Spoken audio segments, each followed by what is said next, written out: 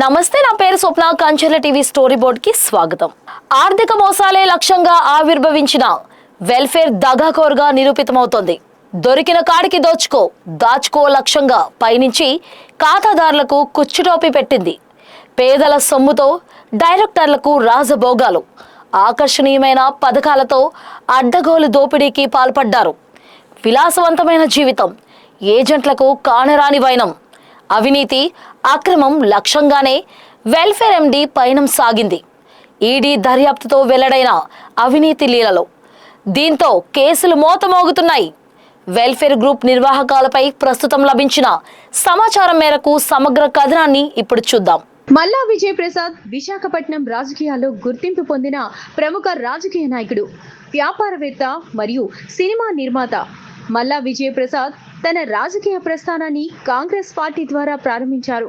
2009 ఆంధ్రప్రదేశ్ శాసనసభ ఎన్నికలలో విశాఖపట్నం పశ్చిమ నియోజకవర్గం నుండి కాంగ్రెస్ అభ్యర్థిగా పోటీ చేసి తొలిసారి ఎమ్మెల్యేగా విజయం సాధించారు. రాష్ట్ర విభజన అనంతరం ఆయన వైఎస్ఆర్ కాంగ్రెస్ పార్టీలో చేరారు. 2019 అసెంబ్లీ ఎన్నికల్లో వైఎస్ఆర్సీపీ తరఫున విశాఖ పశ్చిమ నియోజకవర్గం నుండి పోటీ చేసినప్పటికీ టీడీపీ అభ్యర్థి గణబాబు చేతిలో ఓటమి పాలయ్యారు. వైఎస్ జగన్మోహన్ రెడ్డి ప్రభుత్వ హయాంలో ఆయనకు ఆంధ్రప్రదేశ్ విద్యా సంక్షేమ మౌలిక వసతులు అభివృద్ధి సంస్థ చైర్మన్ గా కీలక బాధ్యతలు అప్పగించారు. 2024 సెప్టెంబర్లో ఆయనను విశాఖపట్నం పశ్చిమ నియోజకవర్గ వైఎస్ఆర్ కాంగ్రెస్ పార్టీ ఇన్ఛార్జ్ గా పార్టీ నియమించింది. ఆయన రాజకీయ ప్రస్థానం అలా సాగుతుండగా వేరొక వైపు ఆయన వెల్ఫేర్ గ్రూప్ ఆఫ్ కంపెనీస్ వ్యవస్థాపకులు, మేనేజింగ్ డైరెక్టర్ గా వ్యాపార రంగంలో స్థిరపడ్డారు. రియల్ ఎస్టేట్, రవాణా రంగాల్లో వ్యాపారాలు నిర్వహించారు. ఆయన సినీ రంగంలో నిర్మాతగా మారి వెల్ఫేర్ క్రియేషన్స్ బ్యానర్ పై కొన్ని తెలుగు సినిమాలను నిర్మించారు.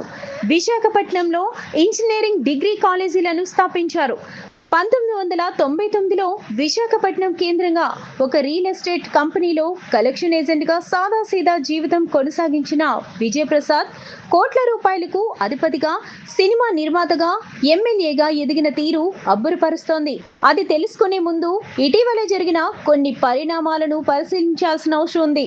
మల్లా విజయప్రసాద్ కు చెందిన వెల్ఫేర్ గ్రూప్ సంస్థలపై గతంలో కొన్ని ఆర్థిక లావాదేవీలకు చెందిన అక్రమాలు, ఆరోపణలు వచ్చాయి. దీనికి సంబంధించి ఆగస్టు 2026లో ఎన్ఫోర్స్మెంట్ డైరెక్టరేట్ అధికారులు విశాఖపట్నం, హైదరాబాద్లలోని ఆయన నివాసాలు, కార్యాలయాలలో ఏకకాలంలో సోదాలు నిర్వహించారు. మల్లా విజయ్ ప్రసాద్ కు చెందిన welfare buildings and estates private limited సంస్థలో భారీ స్థాయిలో ఆర్థిక అక్రమాలు జరిగినట్లు ఎన్ఫోర్స్మెంట్ డైరెక్టరేట్ మరియు సిబిఐ దర్యాప్తులు వెల్లడైంది. చట్టపరమైన నిబంధనలను ఉల్లంఘించి ప్రజల నుండి 2000 కోట్ల కంటే ఎక్కువ డిపాజిట్లను సేకరించి మోసానికి పాల్పడినట్లు అధికారులు గుర్తించారు. ఈ సంస్థలో ప్రధానంగా నకిలీ రియల్ ఎస్టేట్ పథకాలు, ఫ్లాట్ల పేరుతో ప్రజలను మోసం చేసినట్లు గుర్తించారు. ఆంధ్రప్రదేశ్, ఒడిశా, బీహార్, జార్ఖండ్, పశ్చిమ బెంగాల్ వంటి పలు రాష్ట్రాల్లోని మధ్యతరగతి ప్రజలపై కన్నేసి ఆర్థిక మోసాలే లక్ష్యంగా ఆవిర్భావం జరిగి డిపాజిట్లు సేకరించి మోసానికి పాల్పడినట్లు అధికారులు గుర్తించారు. ఈ సంస్థలో ప్రధానంగా నకిలీ రియల్ ఎస్టేట్ పథకాలు, ఫ్లాట్ల పేరుతో ప్రజలను మోసం చేసినట్లు గుర్తించారు.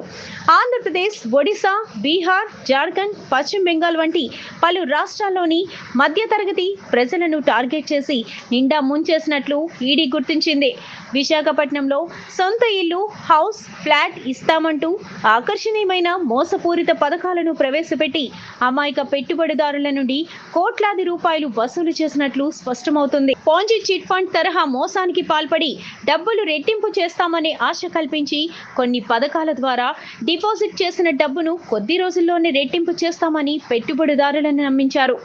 ఈడీ దర్యాప్తు ప్రకారం వీరు పాత పెట్టుబడిదారులకు మెచ్యూరిటీ సొమ్మును చెల్లించడానికి కొత్తగా చేరిన ఇన్వెస్టర్ల నుండి వసూలు చేసిన నిధులను ఉపయోగించారు. వెల్ఫేర్ గ్రూప్ ద్వారా సేకరించిన ప్రజల సొమ్మును రియల్ ఎస్టేట్, ల్యాండ్ లావాదేవీలకు ఉపయోగించకుండా సంస్థ డైరెక్టర్లు తమ వ్యక్తిగత ప్రయోజనాల కోసం లగ్జరీ వస్తువుల కొనుగోలుకు మళ్లించినట్లు నిర్ధారణ అయింది. నిబంధనలకు విరుద్ధంగా షెల్ కంపెనీల ద్వారా మనీ లాండరింగ్ కు పాల్పడినట్లు ఆరోపణలు వచ్చాయి. ప్రజల నుండి అనధికారికంగా సేకరించిన డిపాజిట్ల వివరాలను దాచిపెట్టేందుకు సంస్థ యొక్క ఆర్థిక నివేదికలు మరియు అకౌంట్ బుక్ ను తారుమారు చేసినట్లు తెలుస్తోంది. భూముల రిజిస్ట్రేషన్ల సమయంలో కూడా అసలు విలువను తొక్కిపెట్టి ప్రభుత్వానికి కట్టిన కట్టాల్సిన పన్నులను ఎగ్గొట్టేలా అక్రమ లావాదేవీలు జరిపినట్లు ఆరోపణలు వెల్లువెత్తుతున్నాయి. భారతదేశంలోని అనేక రాష్ట్రాల్లో వేలాది మంది నుండి వందల కోట్లు వసూలు చేసిన తర్వాత వీరు ముందస్తు సమాచారం లేకుండా బ్రాంచీ కార్యాలయాలను రాత్రికి రాత్రి మూసేసి బోటు తిప్పేశారు. దీంతో పెట్టుబడిదారులకు అటు ఫ్లాట్లు రాక ఇటు డబ్బులు తిరిగి దొరక్క రోడ్డును పడ్డారు. ఈ అక్రమాలపై Odisha economic offences wing, Jharkhand CID మరియు సిబిఐ నమోదు చేసిన ఎఫ్ఏఆర్ ఆధారంగా మనీ లాండరింగ్ కోణంలో ఈడీ రంగంలోకి దిగి విజయ్ ప్రసాద్ నివాసాలపై దాడులు నిర్వహించింది. ఈ సోదాలలో భాగంగా 1.01 కోట్ల నగదు, 6 లగ్జరీ కార్లను సీజ్ చేయడంతో పాటు సంస్థకు చెందిన 182 బ్యాంక్ ఖాతాలను స్తంభింపజేశారు. వెల్ఫేర్ గ్రూప్ సంస్థకు సంబంధించిన ఆర్థిక అక్రమ లావాదేవీలు మరియు రియల్ ఎస్టేట్ మోసం కేసులో ఎన్ఫోర్స్మెంట్ డైరెక్టరేట్ చట్టపరంగా కఠినమైన దర్యాప్తు చర్యలను చేపట్టింది. మనీ లాండరింగ్ నిరోధక చట్టం కింద ఆగస్టు 2026లో ఈడీ అధికారిక ప్రకటన విడుదల చేస్తూ తమ సోదాల్లో అక్రమ లావాదేవీలకు సంబంధించిన 1.01 కోట్ల విలువైన పక్కా నగదును స్వాధీనం చేసుకున్నట్లు వెల్లడించింది. వెల్ఫేర్ నిధులు మళ్లింపు ద్వారా కొనుగోలు చేసినట్లు భావిస్తున్న 6 హై ఎండ్ లగ్జరీ కార్లను ఈడీ సీజ్ చేసింది.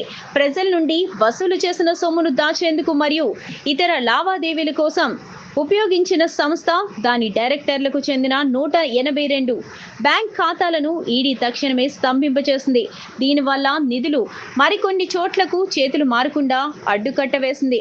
నిందితుల ఆస్తులు, మనీ ట్రయల్ గుర్తింపు, Odisha crime branch, Jharkhand CID మరియు సిబిఐ గతంలో నమోదు చేసిన ఎఫ్ఎస్ఐఆర్ ఆధారంగా ఈడీ లోతైన దర్యాప్తు చేస్తోంది. 2000 కోట్లకు పైగా వసూలు చేసిన డిపాజిట్లు ఏ విధంగా మళ్లించబడ్డాయి అనే ఆర్థిక మూలాలను తెలుసుకోవడానికి స్వాధీనం చేసుకున్న కీలక పత్రాలు, డిజిటల్ పరికరాలు, హార్డ్ డిస్క్లను ఈడీ క్షుణ్ణంగా విశ్లేషిస్తుంది. బాధిత పెట్టుబడిదారులకు న్యాయం చేసేలా అక్రమంగా సంపాదించిన ఈ ఆస్తులను ముందస్తుగా అటాచ్ చేసేందుకు ఈడీ తదుపరి చట్టపరమైన ప్రక్రియను వేగవంతం చేసినట్లు తెలుస్తోంది. ఈ నేపథ్యంలో మల్లా విజయ్ ప్రసాద్ కు చెందిన welfare buildings and estates private limited సంస్థపై దేశంలోని వివిధ రాష్ట్రాల్లో పలు ప్రతిష్టాత్మక దర్యాప్తు సంస్థల ద్వారా నమోదైన కోర్టు కేసులు, వాటి ప్రస్తుత స్థితిని పరిశీలిస్తే జార్ఖండ్లోని సిబిఐ ఆర్థిక నేరాల విభాగం అవినీతి నిరోధక శాఖ సెప్టెంబర్ 13, 2017న వెల్ఫేర్ సంస్థపై ఎఫ్ఎస్ఐఆర్ నమోదు చేసింది. ప్రజల నుండి డిపాజిట్లు వసూలు చేసి మోసం చేయడం, నమ్మక ద్రోహం వంటి చట్టవిరుద్ధ చర్యలపై ఈ కేసు నడుస్తోంది.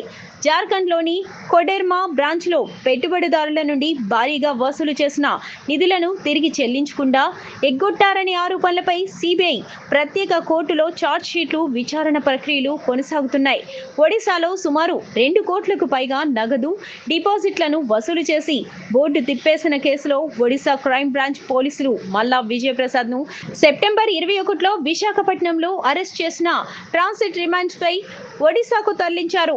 ఈ కేసు ఒడిశా డిపాజిటర్ల ప్రయోజనాల పరిరక్షణ చట్టం 2011, price sheets and money circulation scheme నిషేధ చట్టం 1978 కింద నమోదైంది. ఒడిశాలోని ప్రత్యేక కోర్టులో ఈ కేసు విచారణ దశలో ఉంది.